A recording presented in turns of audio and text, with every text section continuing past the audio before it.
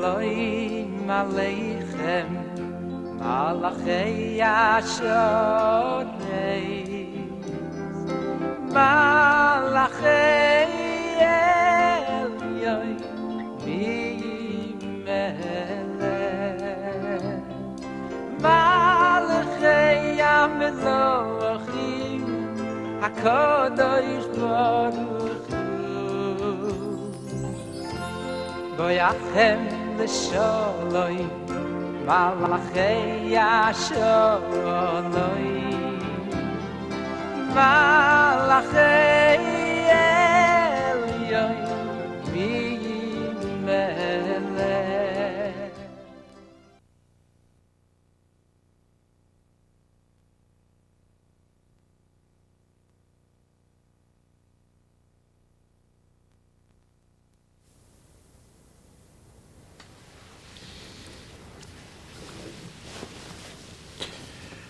Good evening and welcome to Jewish Philosophy Forum. Among the many philosophical insights that we can gain from studying the Torah, from looking at Torah, we gain insight and understanding of the nature of men and women. Of course, we all know by now that men are from Mars and women are from Venus. But the Torah tells us something quite different. The Torah says that men are created from the earth and women are created from the man. So instead of men from Mars and women from Venus, we would say men from dirt and women from men. And that tells us something very significant and very central to the definition of the male and female. What God wanted us to know and what we need to know about men is contained in the description of the creation of man, and what we need to know about women is contained in the description of the creation of women. Man was created from the dust, which really is the same as saying that men were created out of nothing, because dust does not produce people. So man was created, like most things in creation, out of nothing. God said, let there be, so there was. God said, let us make man, so man was made. Out of nothing. That which comes from nothing will always carry a deep-seated awareness of its own nothingness. The male psyche, the male ego, lives in fear of its own non-existence. The purpose, the plan in creating man is that man start off being nothing and then achieve and accomplish some great significant thing during its life. Do we ever know for sure that we have accomplished, that we have achieved? And even if we have achieved, does that mean that I am now something? Or is my achievement something, but I remain insignificant and nothing? That's what tortures, that's what haunts the male psyche. We might say that this is the demon that every man lives with, every man carries around. And of course we try to hide it, we try to compensate for it, we cover it up, we try to deny it to ourselves. And sometimes we do it to an extreme so that we overcompensate and we become aggressive and arrogant that hides our insignificance, our feeling of nothingness. Women don't have this problem because woman was created from man, not from nothing. And so there was never a moment in the existence of the female psyche where she experienced herself as non-being, as non-entity. Therefore, a man's greatest fear, the demon that haunts men, is the fear of annihilation. I can be revealed, I can be discovered to be nothing. And that's total annihilation. I'm back to zero. I've never amounted to anything. So the male psyche, which needs to go from 0 to 1, or from 0 to 10, is terrified of discovering at the end, when the dust settles, that he never got past 0, and that he's still a 0. Anything that reminds a man of the fact that he started off being a 0 threatens him, because it suggests that he might still be a 0. This annihilation fear is something that women don't ever experience and might not understand. Of course, men might not understand it either.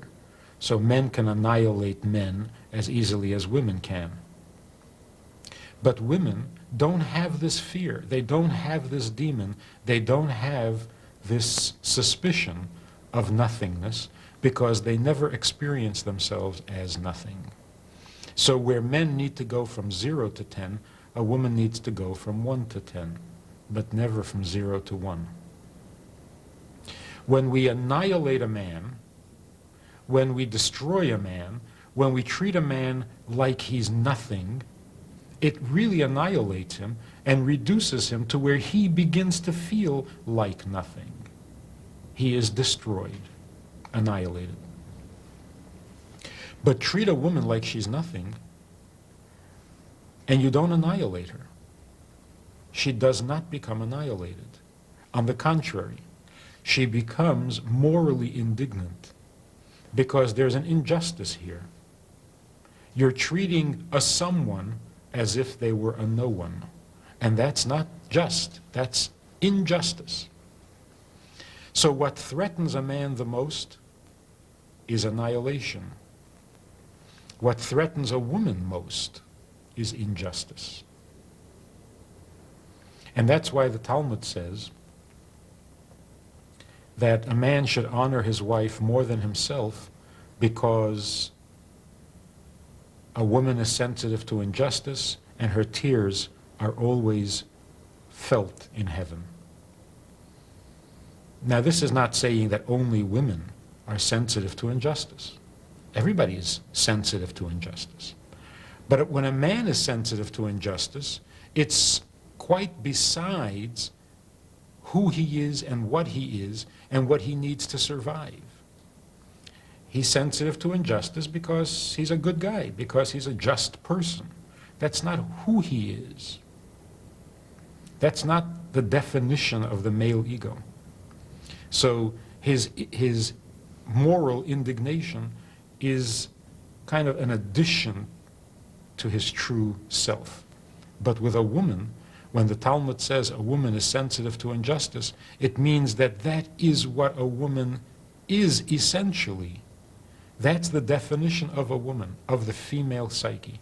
The female psyche is threatened by injustice like the male psyche is threatened by annihilation. Now we know from other sources, from all traditions practically, that in order for a boy to become a man, he has to go through some kind of initiation.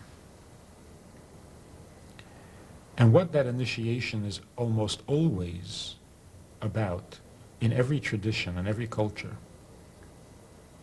is that the boy has to face his own non-existence and make peace with it. And when he can do that, then he becomes a man. To face your own demon, to stop trying to compensate, to stop trying to prove that you really are something, to stop overreacting to the threat of annihilation, that's when we become mature. That's when we become men. How do we face this demon?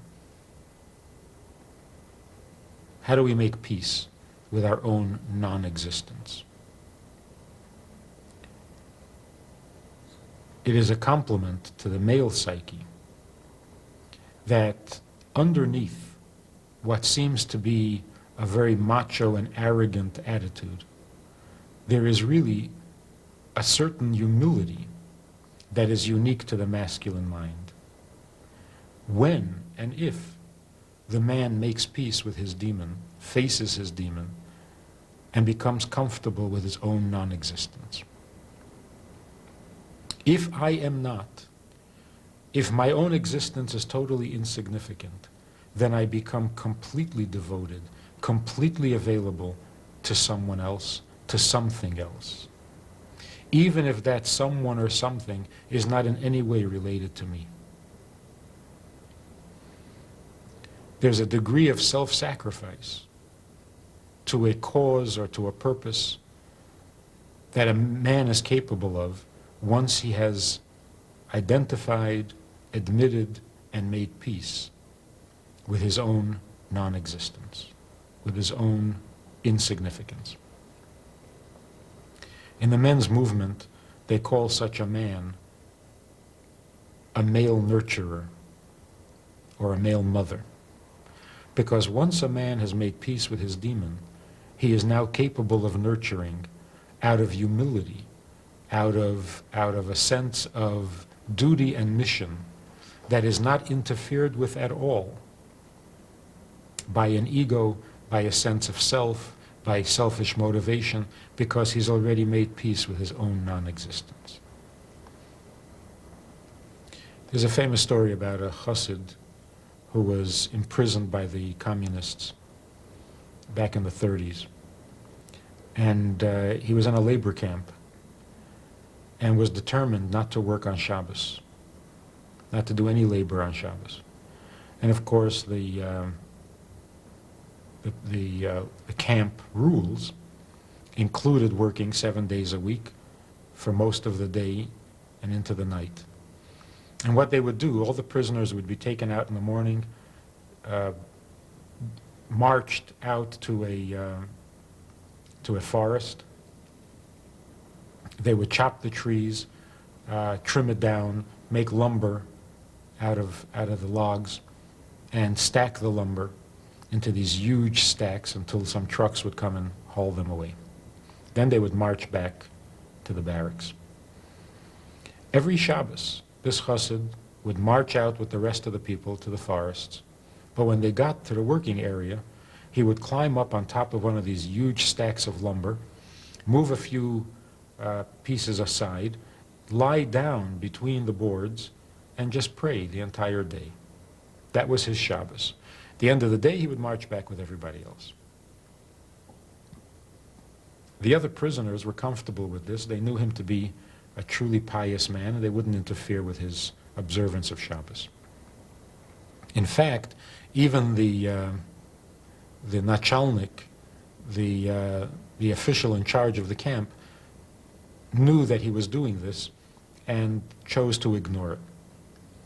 But when this man retired and a young man took over who needed to prove himself, and he started to harass everybody and get on everybody's nerves, he also was determined to make sure that this chassid worked on Shabbos. And so he threatened him, he deprived him of whatever meager foods that they were given, he kept him in solitary, but nothing helped. The man would not work on Shabbos. Finally, one day, one Shabbos, the chassid was lying on his stack of lumber, and the nachalnik, the official, came out to the work area, climbs up on top of the stack of lumber, and orders him to go to work. He refused. The official drew his gun and said, "Get down and start working or I will shoot you." And the chassid, who eventually came to America in the 60s, tells the story, and he says, "Something happened in me at that moment. I snapped, and I just didn't care anymore. I didn't care anymore.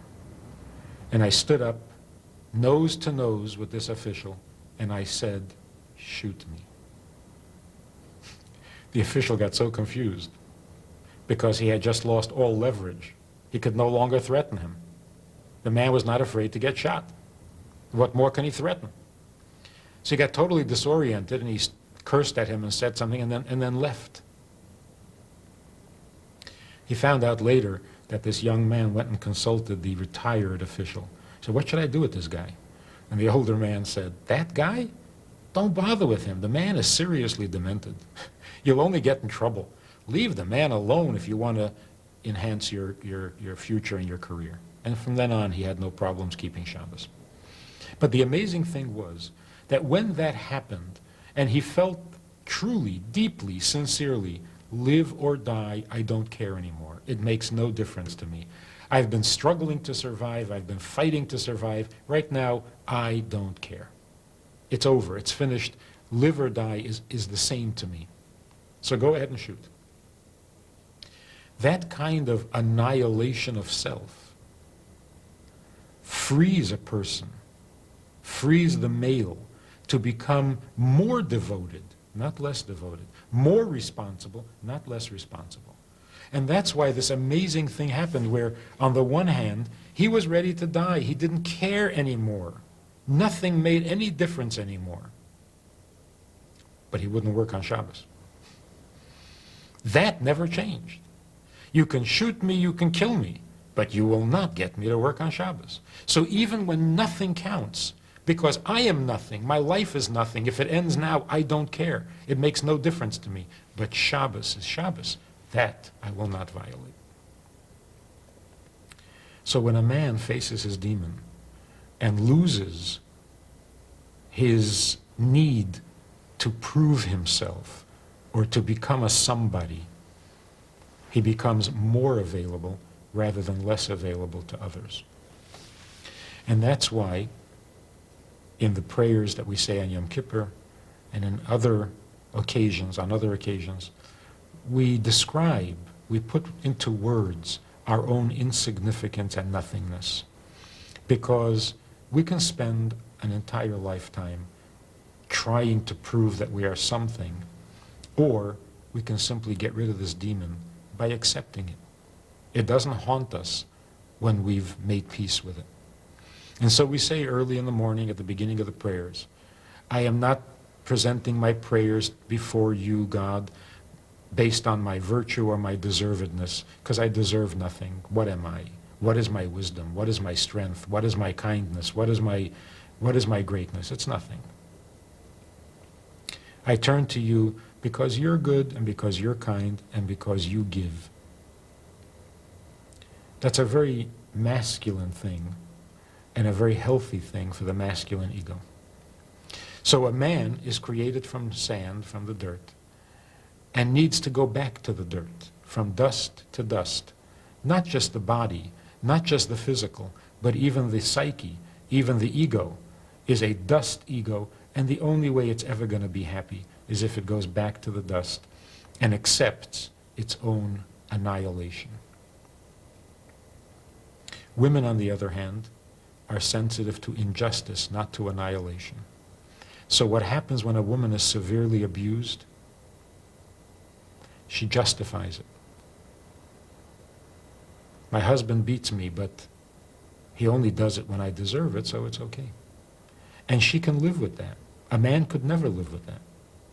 Because for the woman, the greatest suffering, the greatest pain, the greatest destruction is injustice. So when her husband is being unjust, and she'd rather not break up the family or the relationship, all she needs to do is justify. Explain how it's not an injustice, and then she has no problem living with it. Of course, the explanation is invalid. It's bending over backwards. It's twisting the facts. It's simply not true. The injustice is real. The justification is imaginary. But this is an insight. This gives us an insight into the female psyche, that as long as it's not an injustice, it is tolerable. It's acceptable. But what is unjust, that's not acceptable. And that's why we find that men will take a compliment regardless of what it is. You can compliment a man for the silliest thing, and it's fine. It's appreciated. It makes a difference. But if you compliment a woman for silly stuff, it's not appreciated. It doesn't work. It's not effective. You can't marvel at the fact that a woman, your wife, has made scrambled eggs, an omelet. You can't say, wow, this is so, how do you do this? You can't get away with that. It's not a real compliment, and it will not be appreciated. But you tell a man that he made a great omelet and you don't know how he does it. He feels 7 feet tall. And he knows it's a silly compliment. He knows everybody can make an omelet. It doesn't matter. It's a compliment. He'll take it. Because the male ego, fighting with its demon, needs compliments. It needs the reassurance that you've amounted to something, because something is better than nothing. Anything is better than nothing. So if I'm good for something, you've saved my life. The worst thing you can say to me is that I'm good for nothing, that I'm totally unnecessary. A woman doesn't need that kind of ego justification. And that's why silly compliments won't work. They'll only annoy a woman. Because she doesn't need to be complimented. She needs to be appreciated. She knows that she is. She wants to make sure that you know it too. A man is not sure that he is. He wants you to convince him that he is. And that's why compliments, respect, admiration are the most crucial things for a man's ego. For a woman's ego, the most crucial thing is recognition and appreciation. When you don't appreciate, when you act like a something is a nothing, the injustice of it is very disturbing to a woman. And that's why the male and female sides of life, or even of Judaism, is that for most of history, when the world was a nothing trying to become a something, the male ego suited the universe perfectly. The universe needed to become a something, and the man needed to become a something, and by working at perfecting and fixing and correcting and adjusting things in the universe and making them into a something, the male ego also becomes a something, or feels like a something. And that's why for most of history, the male has been the dominant figure in society, in public, in history.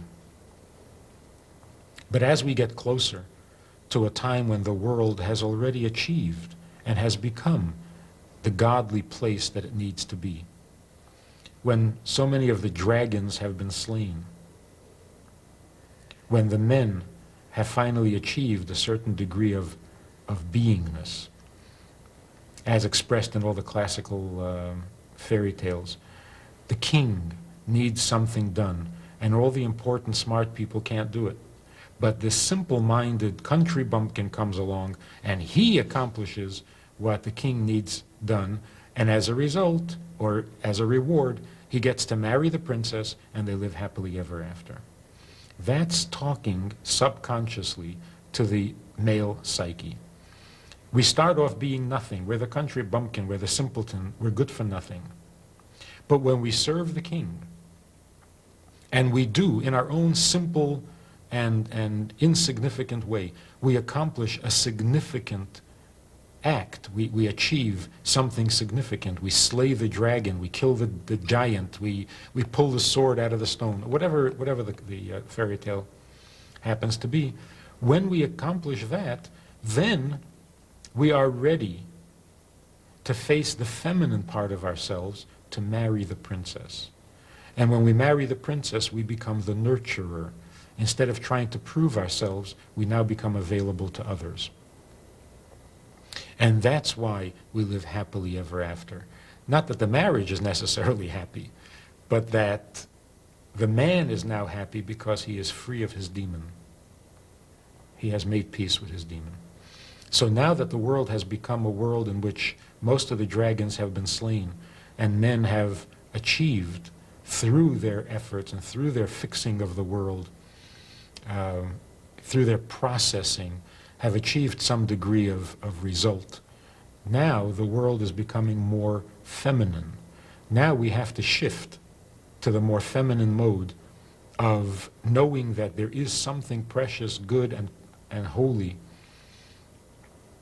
that doesn't need to be fixed and doesn't need to be adjusted and doesn't need to be acquired. It's there, it's real, it's true, it's already good. Now we have to learn how to go from 1 to 10, because we no longer have to go from 0 to 1. And that's a very feminine thing. How do we thrive on what is already good, what is already kosher, what is already holy?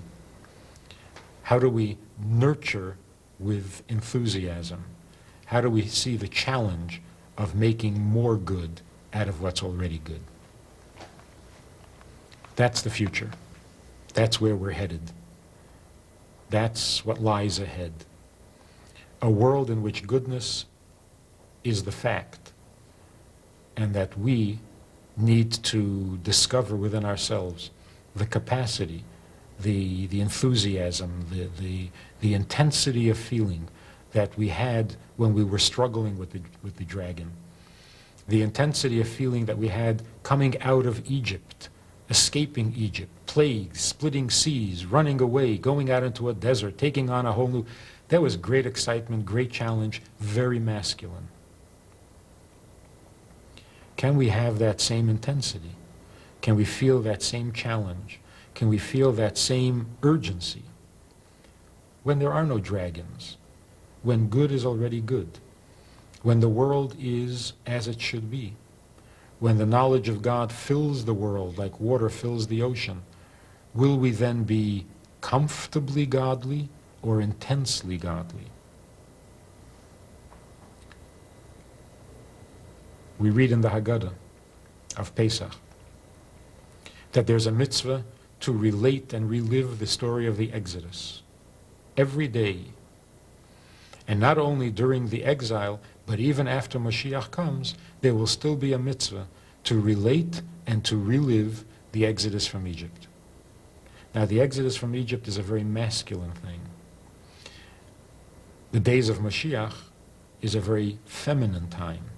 Why will we want to relive the masculine when we already have the feminine? Why would we want to remember the process when we already have the result? Why would we want to light a candle, as the Gemara puts it? Why would we want to light a candle in broad daylight? So when the sun is shining brightly in the days of Mashiach, why would we want to remember the candle that we lit when we came out of Egypt? And the answer is because the combination is dynamite. When we have the intensity and the urgency that a man feels, that is driven by his own fear of annihilation, when we have that intensity with the pleasantness of the feminine already being what it's meant to be, that combination is truly the world to come.